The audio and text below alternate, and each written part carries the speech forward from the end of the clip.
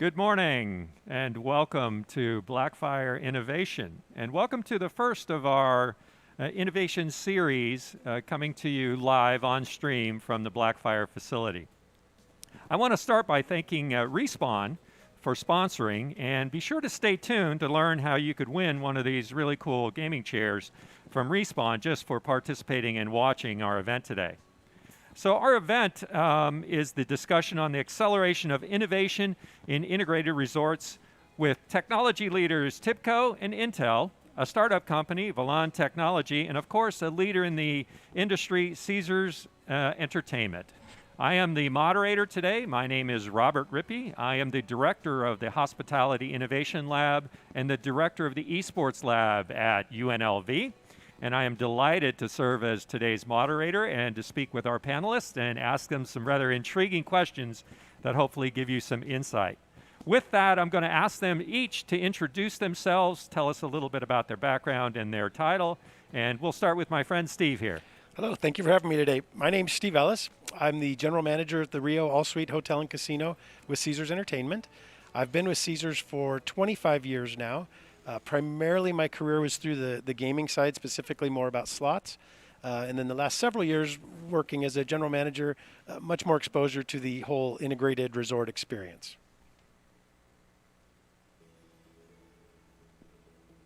Hotel Caesars Palace. I have been with Caesars Entertainment for 10 years, mostly in the hospitality space. Hi, everyone. I'm Nelson Petracek, CTO of TIBCO Software, enterprise software company that's based out of California. And specifically here, we work a lot with Blackfire around different innovation and innovation technologies. And hi, I'm Tom Lassiter. I'm Director of Hospitality Americas with Intel. And we're really excited to be working with Blackfire and the ecosystem of partners that we could put together integrated resort solutions with. Hello, everyone. I'm Michael Batua. I'm the CEO and co-founder of Volan Technology. We built a an AI-powered micro-location technology as a next-generation panic alarm system, which is now being used for contact tracing. So we're also an enterprise software company. Thank you all, and it's delightful to have you here. You're a terrific group. You represent a nice blend of professionals from within the industry and from the tech sector and startup as well, and I do appreciate you joining me this morning. So the framework for this panel discussion is really pretty simple. I'm going to pose a series of questions based on certain contextual items that I'll give you, and you respond to them, and hopefully it incites a discussion amongst you addressing the particular question. Now, since we have both representatives of the industry, the integrated resort industry, and technology companies, I have some of the questions where I'll refer to one of you. So I'll refer to hospitality as Steve and Martha, and if I say to technology, it's to the other three gentlemen. So the goal at the end of those, then I may come back and say, this is a wide open question for anyone. And I'll try and make sure we all keep engaged that way. So we have a couple of simple frameworks that we're trying to do here today, and it's to understand the disruption to the innovation process that has happened in this industry as a result of the COVID-19 pandemic. We want to gather your perspectives in particular as industry and technology leaders on the role of innovation in hospitality and gaming industry, particularly here in this center of it in Las Vegas, during this pandemic in terms of both the challenges and what some of those opportunities may result. Hopefully for our listeners, we give them a framework. So we give them some frame of reference, some knowledge, of course, and some ideas to help them in their daily roles. So with that, why don't we get started? So here's my first discussion question. So in a recent publication, McKinsey cited significant and possibly lasting changes to consumer behavior as a result of the COVID-19 pandemic. In particular, they suggest that some of the most significant changes will affect travel and tourism demand. So first, for my hospitality leaders, what have you observed, and what do you predict these consumer behavioral changes will be? Yes, hi. So I think the first thing that we've definitely seen here, it's more drive-in than flights. A lot of our guests are definitely driving into our resorts. Secondly, one of the biggest things that we've seen is a higher adoption of available technology that we have. So we do have a higher usage of our kiosk check-ins. We do have a higher usage of mobile check-ins prior to the guest arriving, as well as a higher usage of our IV tech service that we have for a guest to be able to order online, chat with someone versus going to the front desk and speaking to someone. So just really limiting the person-to-person interactions. And I think lastly, one of the things that we've seen and we believe that will continue is guests are laser focused on health and safety. And I think that's something we are obviously is a top priority right now. Guests utilizing sanitizer and making sure their rooms are sanitized. Just to give you a quick fact that I just heard a little bit ago that our company released, we've given, since we've opened our resorts, 2.7 million masks out to our employees as well as to our guests. So it's very interesting. I think we will continue to see that. We'll continue to see the laser focus on health and safety. Interesting. Martha, did that adoption of technology that quickly, did that surprise you in any way? No, just because we know we were in a pandemic, and I think one of the things we opened our resorts in a phased atmosphere, so we didn't understand with our guests what their actual what they were going to want, their behavior. We didn't really understand what that was going to look like. We know that people wanted to travel, but at the same time, they were again focused on their safety. To be honest, I don't think any of the hoteliers or any of our team members were surprised that that was going to be the case, just as people were, limiting the person-to-person interactions. Excellent. Wow, what a great insight. For my technology leaders, how will this influence your approach to innovation? I'll jump in, Michael. So we've been seeing and looking at consumer behavior in the hospitality industry, and as Martha mentioned, it's all around safety. So, we're focused on helping our customers communicate the technological as well as physical changes they're making to their properties to communicate, the confidence or to instill confidence in being back on site. And, it's a little bit like, post 9/11 when we had to get comfortable traveling again, and the airport security procedures were new and initially, a hurdle for consumers to get used to, but we've all gotten used to that because we all want to be safer, and it feels a lot like that right now. Yeah, if I can jump in, one of the things that we've seen is an acceleration in interest and adoption of all sorts of contactless technologies. Martha mentioned self-check-in kiosks, right? We're seeing lots of interest in speech technologies, contactless, mobile device interplay with both signage and kiosks, as well as full-up gesture recognition type solutions. So we're seeing a lot of interest in the space from both new entrants, but then also the classic partners that we've been working with. So that's been interesting. And we've seen that as well. And the interesting side to all of this, though, is that with the technology and the innovation and the adoption of it and so on, there's the need to balance that with items like trust, security, privacy, and that's thrown an interesting almost wrench into the works, if you will. It's not just about the technology, but it's also about all the aspects and considerations that surround it. And so definitely a lot of interest in using technology to do things like, protect or enhance, or however you want to describe it, the overall customer engagement in the experience. But you have that element of, again, privacy, security, and so on that needs to go along with it, and that element of trust. So it seems to me, and this is for anyone, that technology in this situation can, in fact, mediate some of those effects of consumer behavior change or focus on them and enhance them. I think, Nelson, you make a good point about trust, right? So we roll out accelerate the development of a touchless like Tom was talking about, but there's still that element of trust that has to go with it. So do you think that technologies can actually play the frontal role in mediating some of the changes in consumer behavior? Yeah, I mean, to continue on the thought around trust and the transparency, I mean, I think a lot of I think a key part of that is the transparency that's associated with the technology.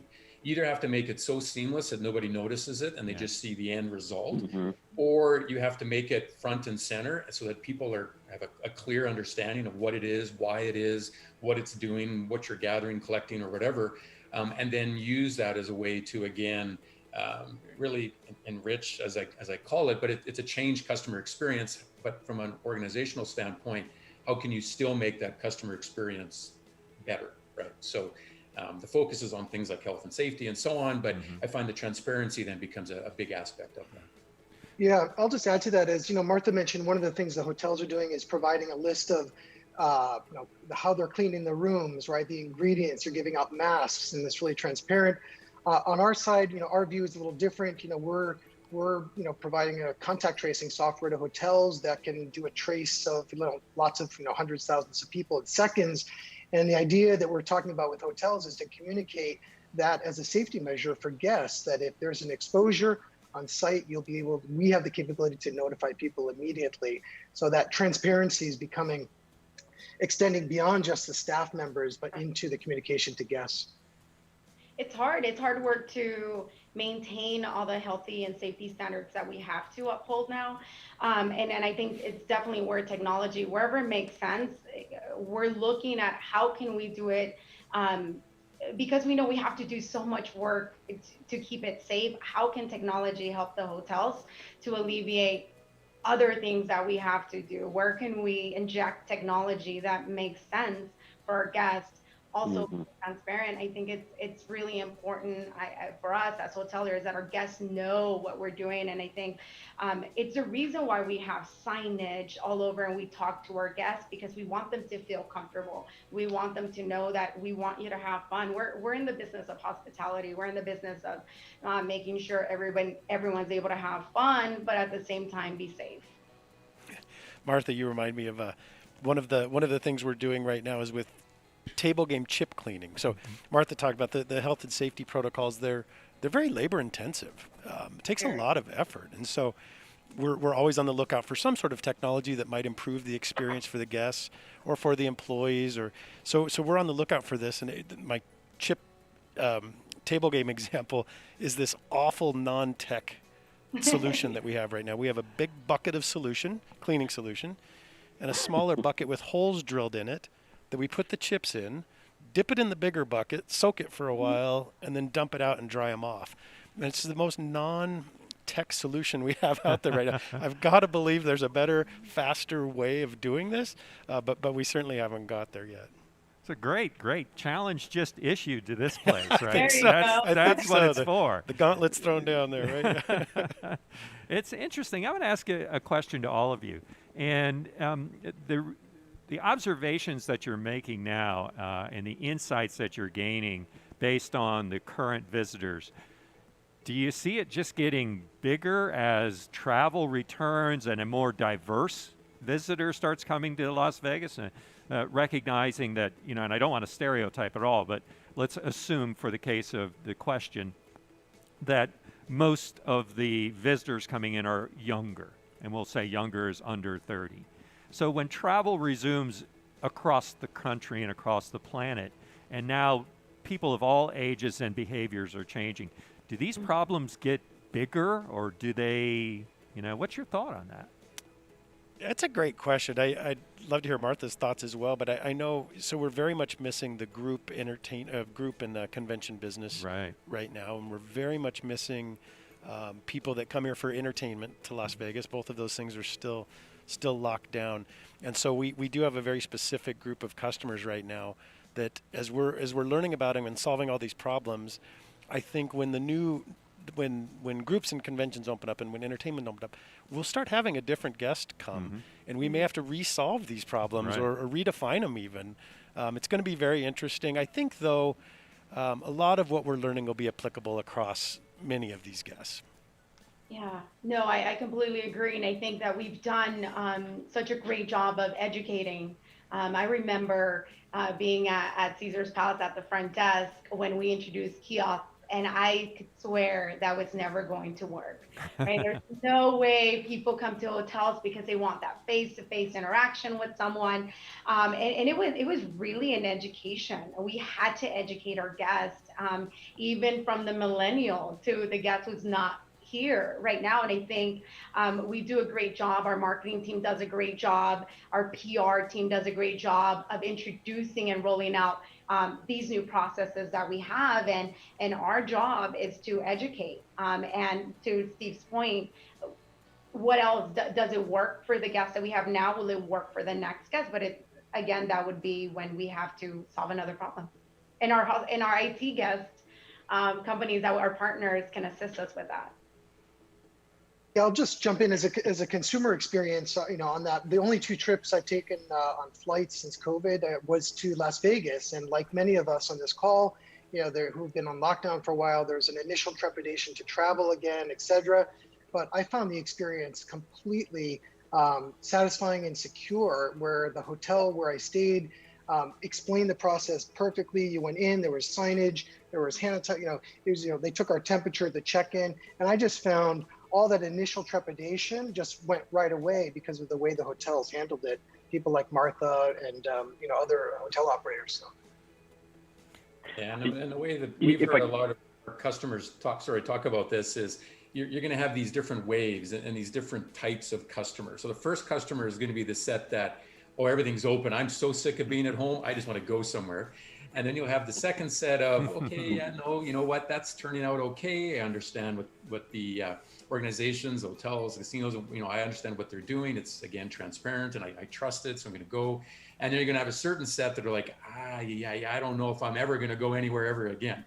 And so the interesting part that in discussions that we've had is, how do you use technology to blend across all of those 3 different groups, if I'm going to segment them that way? There's more ways in which to do that, but how can I use technology to kind of streamline or build a better connected experience for each of those different types of groups?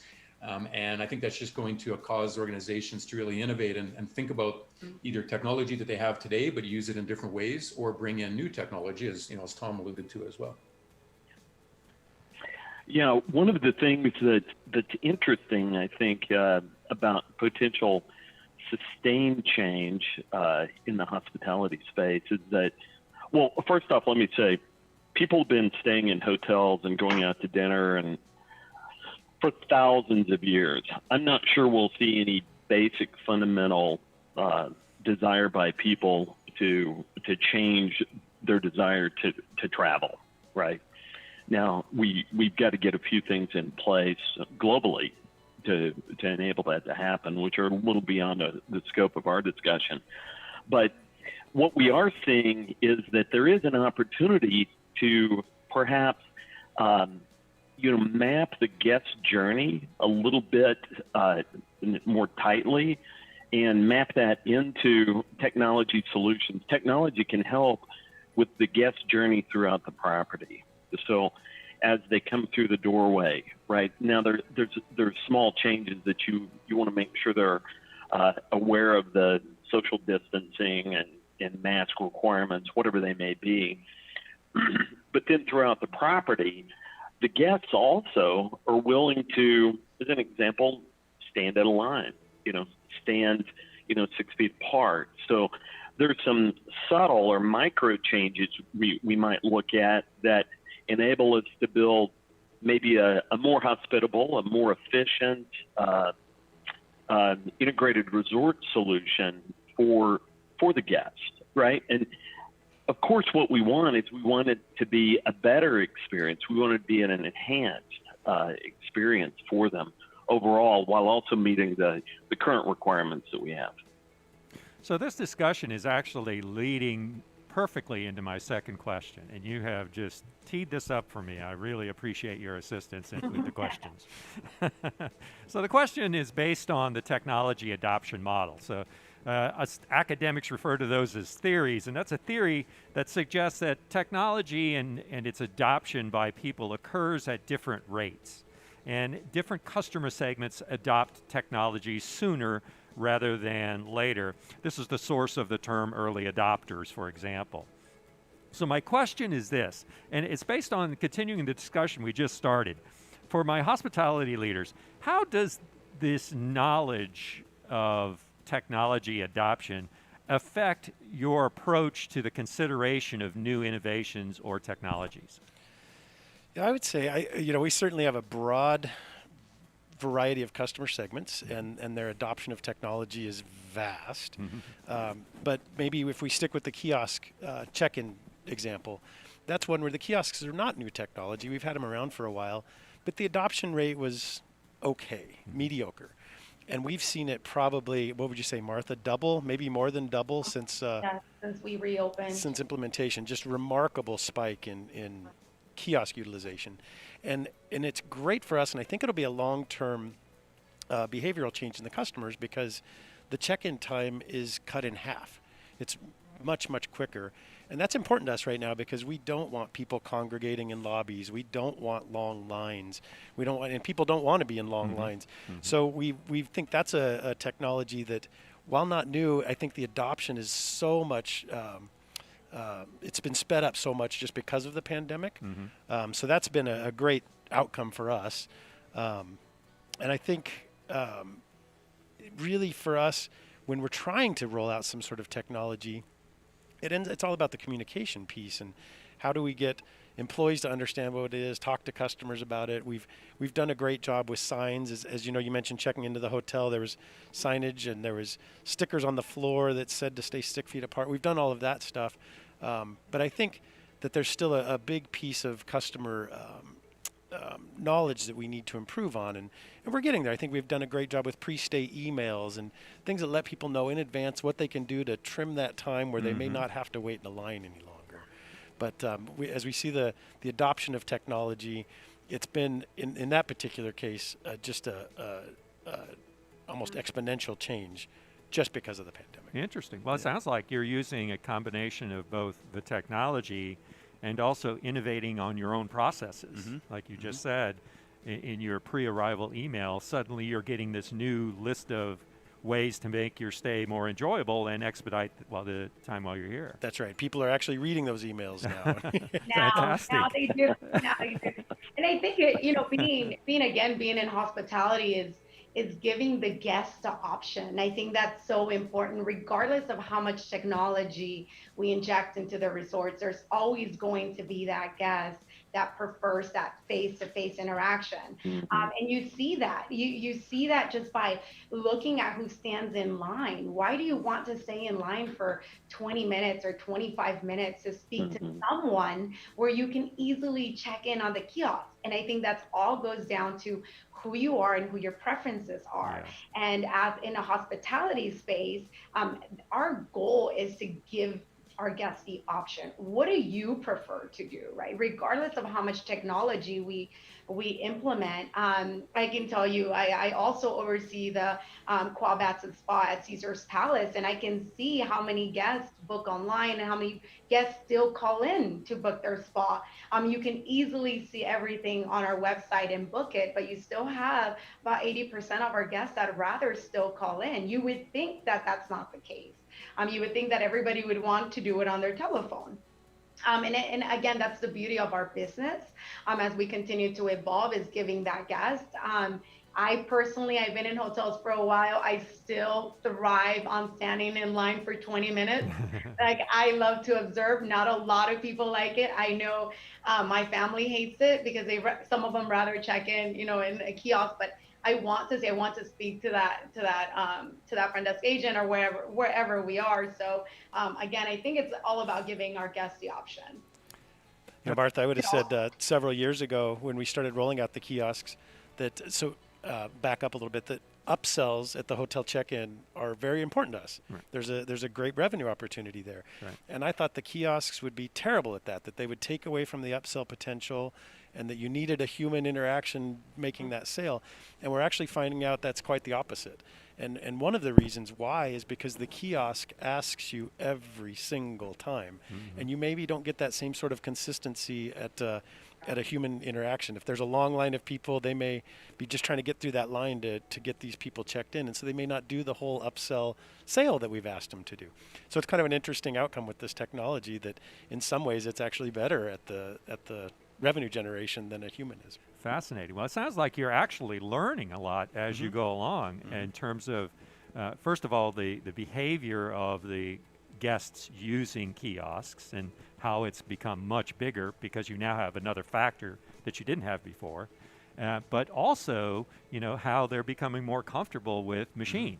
Right, Absolutely. to solve their problem for them. I love what Martha said because my background in a lot of hospitality as well.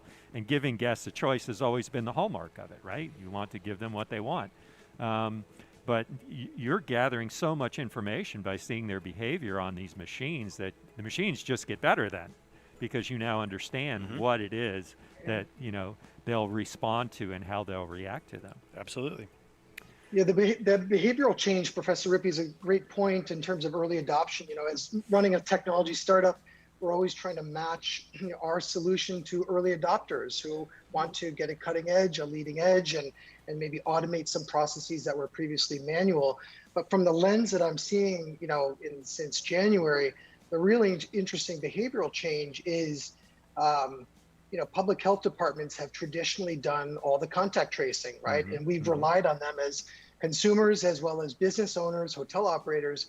If there's a problem, if there's a viral outbreak, you report it to the public health department. But as everybody knows, they've been really overwhelmed and they're using manual tracing to do a lot of it. So what we're seeing is, hotels are really everyone is in an early adopter scenario because there was no contact tracing technology just 6-7 months ago.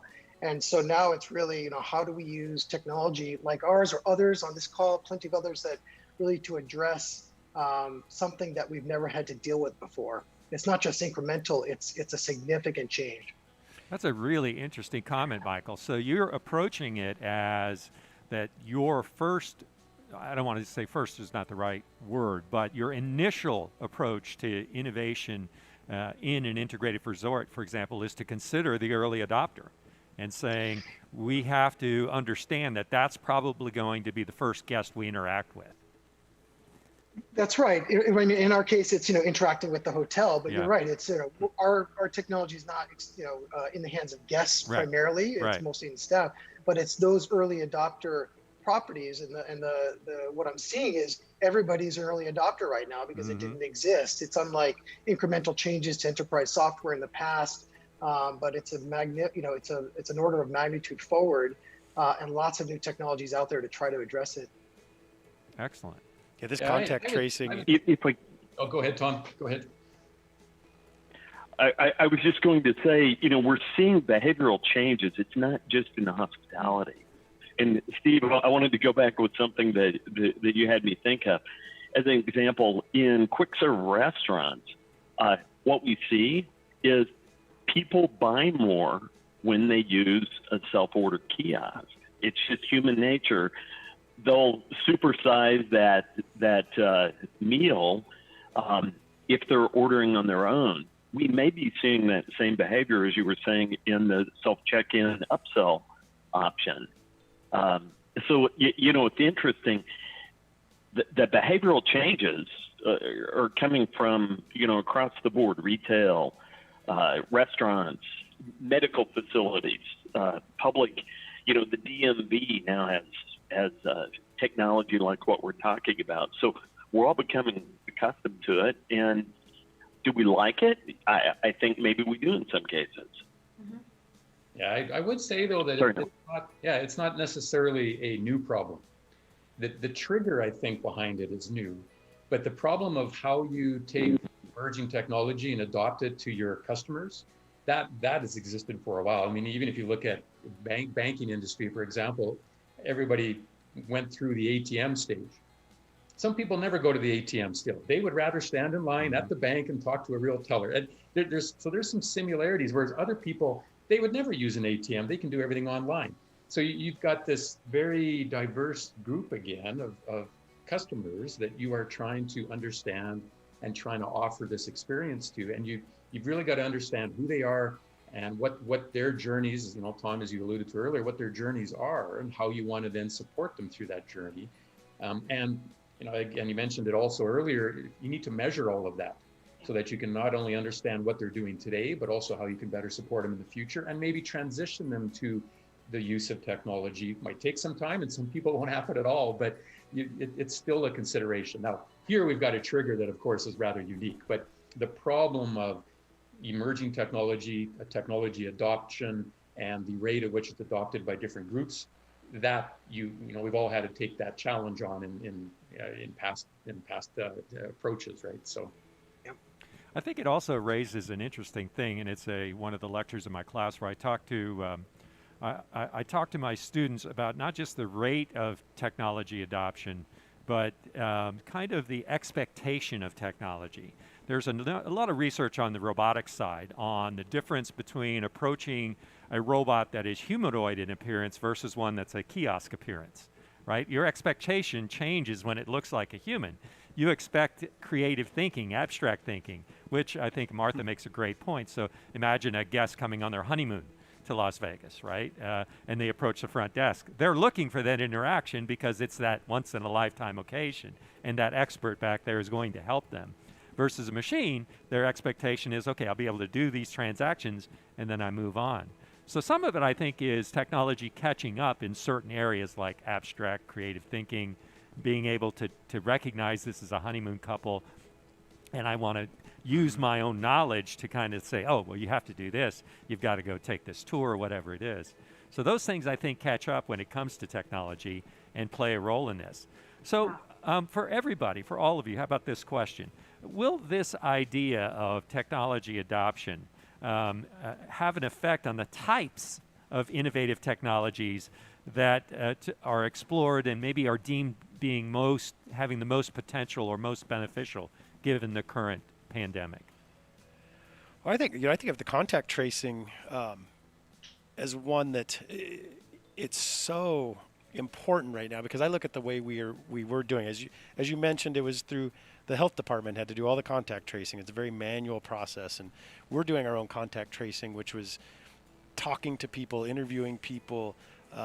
Who were you with? Who were you in proximity with? If somebody contracted the virus, we would try and determine who all they had been in contact with, so that we could make sure we would pull them out of the system, have them quarantined, and make sure it didn't spread. We would look at surveillance footage, which is just all of these things were pretty good, and we probably got it mostly right. But I think when you look at a technology that can make things so much better, so much quicker, so much faster, lead to an early adoption of it is contact tracing through cell phones. I think it's just, we'll have it exactly right. We'll know who was in contact with other employees for exactly how long, what proximity they were. Mm-hmm. So in terms of really early adoption, I think that's one that we leap on right now. Great example. Great example. It's a great point. It's a great point. And, we have the data now, right? The data analytics is the powerful X factor here that is perfectly applicable to contact tracing. A ton of data, a ton of location information on people. And of course, the technology exists now to actually make sense of that with lightning speed. One of the big revealing sort of facts that we heard in some of our Vegas meetings with hotel operators, there's one hotel in town telling us that they've got 40 people doing contact tracing full time, and they still couldn't keep up. And they're getting calls daily from the public health department saying, someone else has a confirmed case, give us a list of everybody who worked the same shift. And that blanket approach is actually more disruptive to the business than hotels can stand at the moment. So we're seeing a real interest in the data behind it to actually be more precise in taking action on those cases. And I think that's important now, what technologies do we look at implementing is we do have so analytics, we measure so much, and I think that's important. Do we look for, when we look at what we implement in our resorts, is what's the need for it? Is it really needed? We continue to get pitches constantly about different technology, but some make sense, some doesn't make sense, some we need, some we don't need. And again, back to Michael's point, we have the analytics and we measure a lot. I mean, our most companies, and I can tell you that Caesars Entertainment, we measure a lot. So that's how we go back and say, is this really needed or is it not needed? Do we invest in this new technology? Yeah, and in some cases, I see a shift. It may not be a brand new, a new robotics technology or something. It may not be completely brand new, but actually might just be a shift or a reprioritization of technology that's either currently in house or was on the books anyway to look at. Even as an example, some of the shifts that we've seen are people were looking at things like augmented reality. Now they might prioritize it a little bit more. Or people were looking at things like computer vision, but now they might prioritize it. So it bring it a little bit more to the forefront. And it's just because this trigger has reprioritized the way that people need to look at their business, the way they need to build their processes to support their customers or supply chain, whatever it is. It's resulting in a reprioritization of things that maybe they were going to look at anyway, but maybe not quite this soon. And I'd like to add to that. One thing I think I'm seeing is for myself and people on this call, but then, the wider community, I think by being in a work from home situation, it gives us time to think a little more deeply on what we're doing, right? I haven't been on an airplane in how many months. And so I think that we're all looking at things in a maybe a more structured or more innovative way. I don't know what people's thoughts on that might be, but I think that's what I see. Yeah, I would agree. I mean, one of the comments I got, was it yesterday, I think, about just meetings, that meetings now are more efficient because this is all you have. This is your forum for a meeting. So you need to get more done in that meeting. And so there is a certain, I mean, you might do more of them, which definitely is the case, I find. But to your point, people get to the point earlier, and whether it's looking at new technology or adopting current or reprioritizing or whatever it is, I find that, yeah, you do tend to get more concrete outcomes out of the meetings that we're in. I don't know, maybe it's probably not just me, it's maybe the people I'm talking to. No, I share the observation. I think we've become much more efficient at getting to the point and then, going to the door to answer the door because the dog is barking. So, all right, I'm going to move on to the next question. So, as the director of UNLV's Hospitality Innovation Lab, I do get the privilege to see many startup pitches and new products. And I think this has been the summer of the best idea invented for the pandemic. For this summer, I've seen an abundance of ultraviolet light devices to quote unquote sterilize or sanitize. However, UVC can be dangerous if mishandled or if improperly used. So here's a question. You are in the hospitality industry or you are technology professionals. And for the most part, I'm assuming none of you is a biochemist. So how do you think innovative ideas and technologies that specifically target problems or opportunities due to the pandemic can be developed and tested? And then secondly, do standards need to be developed for efficacy and safety of the technologies, or are they already in place? Yeah, no, so here we follow federal government, we follow the CDC guidelines and applicable governments in which we operate, which we operate across the United States. Yes, you're absolutely right, Professor. I'm not a biochemist. I wouldn't know what is correct and what is not. But I think this is definitely the ideal. We're extremely lucky that we're able to have Blackfire with us. And this is the ideal time to utilize this space as a resource to our industry. Not just in Las Vegas, but our hospitality industry, because we're able to collaborate with, I know Tom was just out there collaborating with the rest of the resort. Private sectors are able to come in and present to us. And we're able to vet all of these new initiatives or new pitches in a space that is safe prior to implementing it in a resort space. That's a great point, Martha. We're seeing the same. We are installed at Blackfire, and it's been a fantastic facility to test our product in a hotel environment. We've been testing out the contact tracing in some schools over the summer because naturally schools are still scrambling to figure out what they can and can't do and how best to do it. So we've been really, doing two things. One is making sure that we're, joined at the hip with hotel operators and schools, especially. But also in building our contact tracing, I felt it was important that we didn't just sort of throw something together to go after it, but we looked at the CDC guidelines and tried to mimic some of the guidelines that the CDC has, but do it with an algorithm. And so these are the kinds of, we want to make sure that, technology we're building doesn't just sell, but it actually solves the problem. It's not going to sell if it doesn't solve the problem. So it's been really important to me to make sure that we do that within those standards. Yeah, partnerships are key. I do agree with that. I mean, that's very much the approach from a lab standpoint that I run. We take that approach, partner with organizations that are experts in their field. And Michael, to your point, make sure that any solutions that we're developing are actually solving a problem and something that's repeatable. It's always, you find to solve a one-off item, but it's even better if you can actually find something that you can use to help other organizations solve similar problems. And we partnered with Dartmouth College as an example for our symptom tracking, path analytics solution and whatnot. And it was really good because then you get real world examples, you've got real world use cases, you're dealing with people that have that problem to solve in a very defined time frame.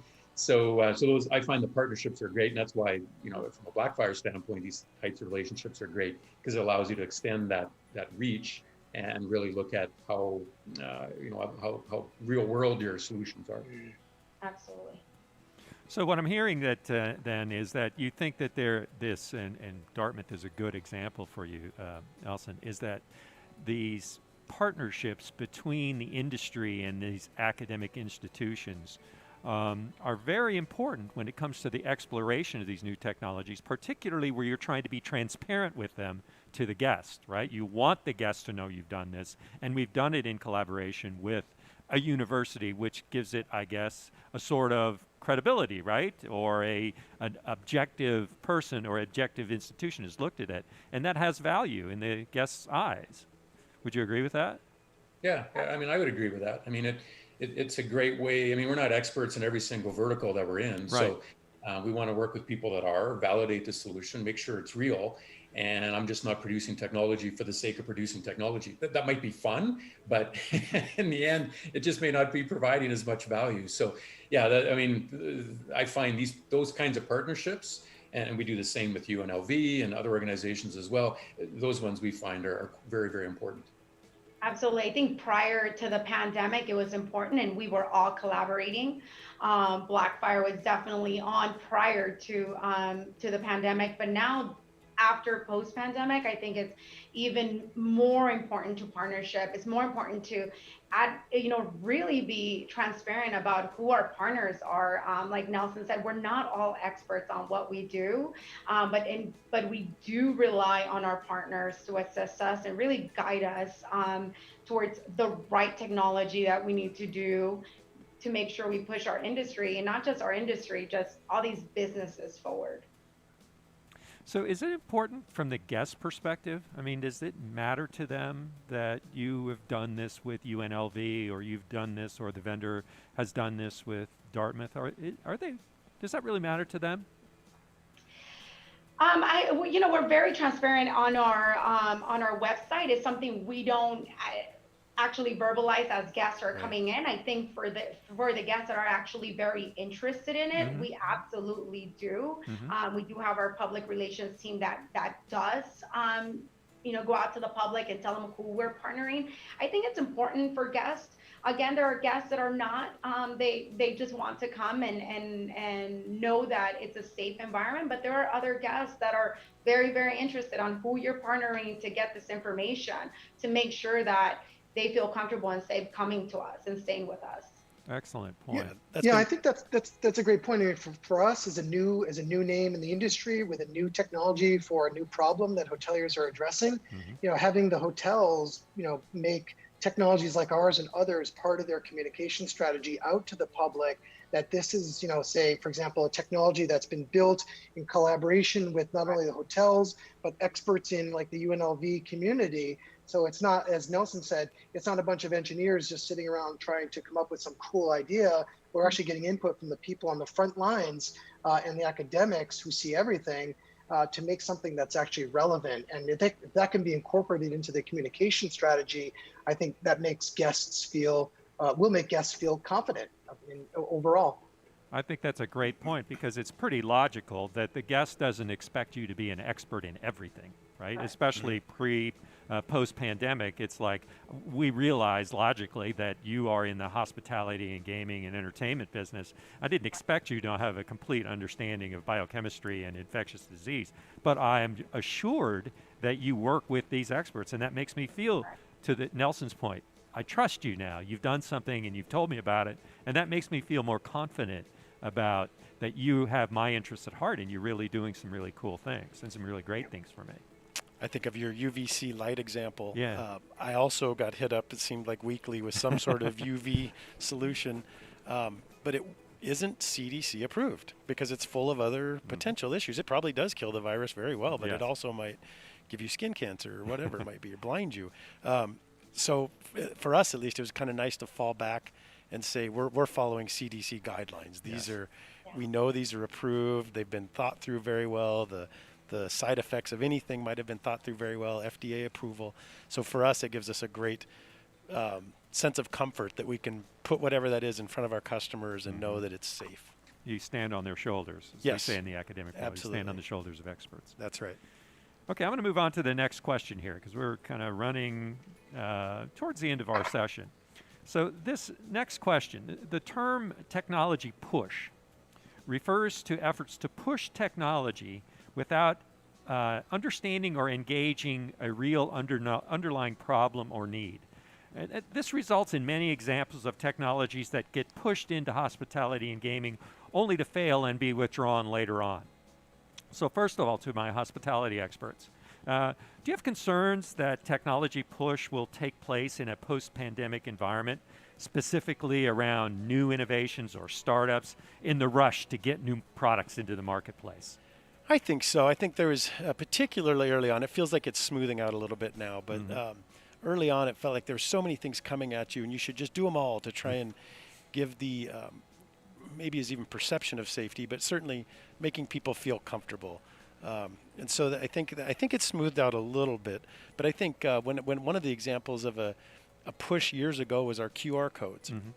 And we tried to put these QR codes on slot machines and have people, it failed massively. Nobody cared, nobody was interested, and we kind of put it on a shelf and it was off to the side.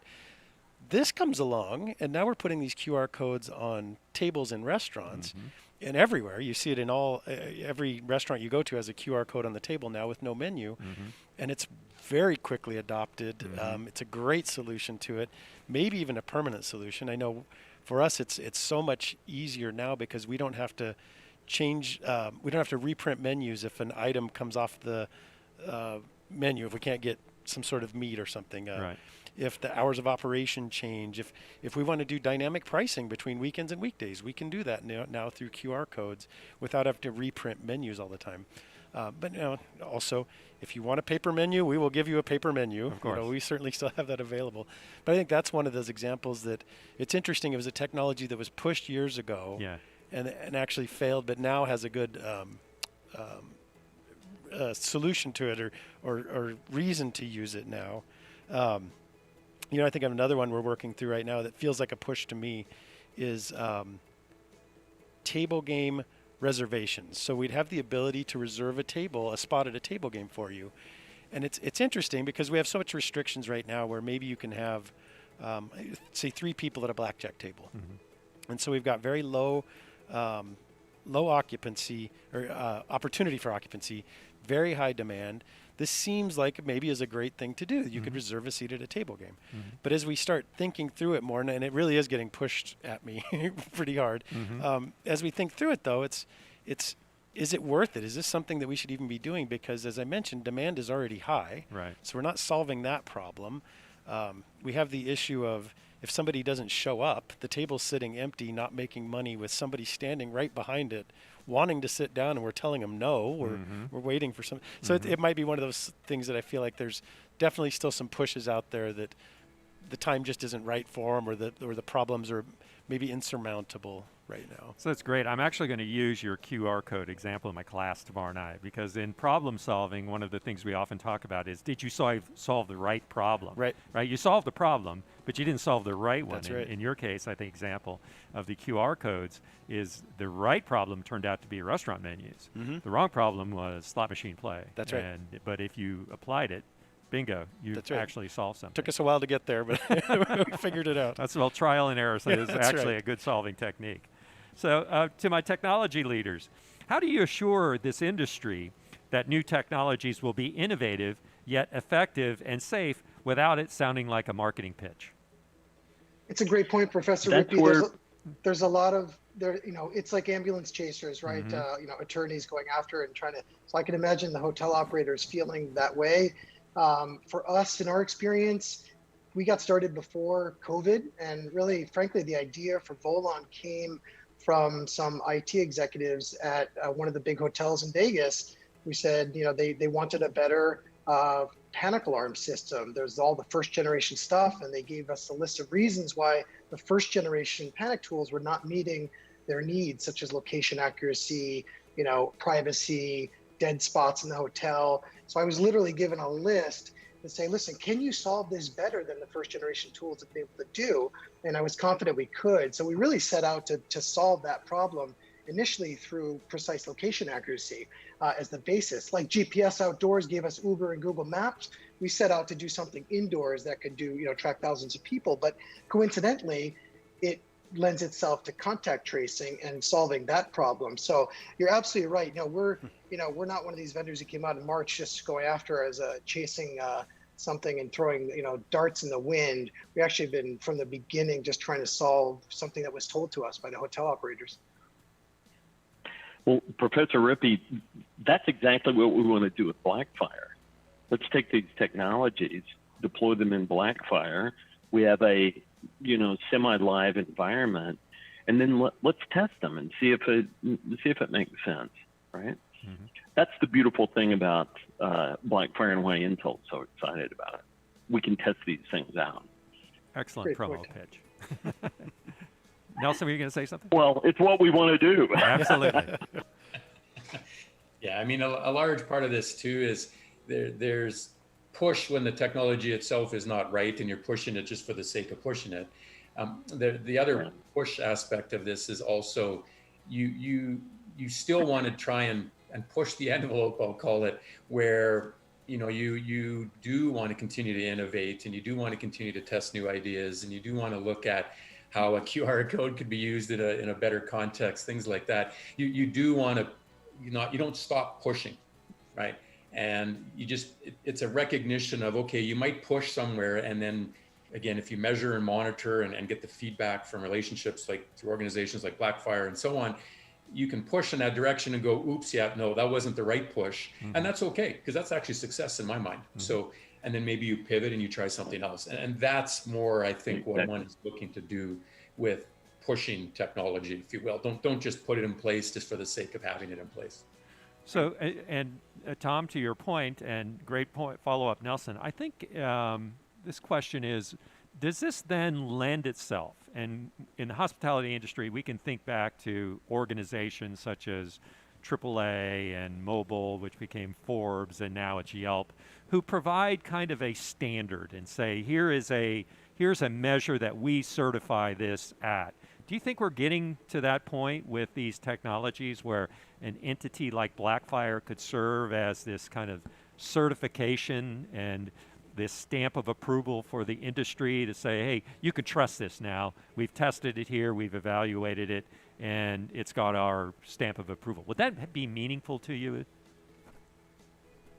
I think it would be meaningful. I think maybe the first thing that we start with is we can bring, let's host standards bodies. Let's host the regulators. Let's host the certification organizations, and then they have an opportunity to actually, see it in a live setting. Yeah.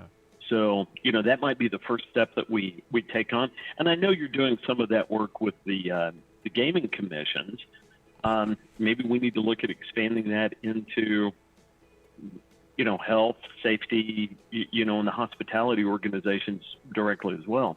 Yeah, Don't great point. know. I I could think it's a easily, good idea. I could see Blackfire, because we are associated with and a part of UNLV, which is a fully encompassing university, working with the School of Medicine, working with the School of Right. Public Health, working with the School of Biology and Biochemistry, and getting them actually involved in our projects and developing this platform whereby we can certify technologies or at least test them in a scientific way with experts in that particular field. That's a I think really it would- unique opportunity. I think it would help a ton for both buyers and providers of technology, Professor Rippey, to have that kind of platform where somebody like Blackfire and others are take a lead and help to cut through the noise, if you will, and say, listen, based on these hotel operators and experts from the community who have come through and vetted this technology, we certify it, or that it can work in your. I think it can really help the hoteliers make the right decisions out of all the things that are being pushed at them. Yeah, particularly when you think of the Gaming Control Board, they're highly regulated. That I don't know if a Blackfire, Blackfire-like endorsement alone would be enough, but it's enough to get you. It's that big stepping stone you'd need to get GCB approval or to streamline GCB approval. It feels like that's an interesting path. That by itself it might not be enough, but it's certainly enough to get you to the approval stage with some regulatory. It would be meaningful. Yes, very much so. Excellent. Yeah, point. and along those lines too, it's not just Caesars Entertainment, right? It's not just UNLV and Caesars Entertainment. It's Intel, it's Cosmopolitan, it's the city, it's all these different entities that are coming together, and that's a lot of value because it's not just one company in Blackfire. It's all of our partners in this space and different companies, hotel companies. Well, that brings us to the end of our panel. And first of all, I want to thank my panelists. You have done a magnificent job this morning. You've been very insightful, very informative. I hope very educational, and our audience has gained very helpful things to help them move on with their strategies and in their roles. And on the behalf of Blackfire Innovation and on behalf of the University of Nevada, Las Vegas, I'd like to thank our audience for participating. This is the first of many, as I said at the very beginning. Be sure to fill out the survey, and let me read my official closing here. First, let me thank Respawn again for Respawn products. If you could fill out the survey, and you see the link there, before the end of tomorrow, you could be registered to win a gaming chair. The link is below, or you can go to the events page on the Blackfire Innovation website. Again, thank you to my panelists. I'd like to say thank you to Activate Entertainment for producing today's great event, and thank you to our audience for your participation and taking the time to listen to us. Have a great day.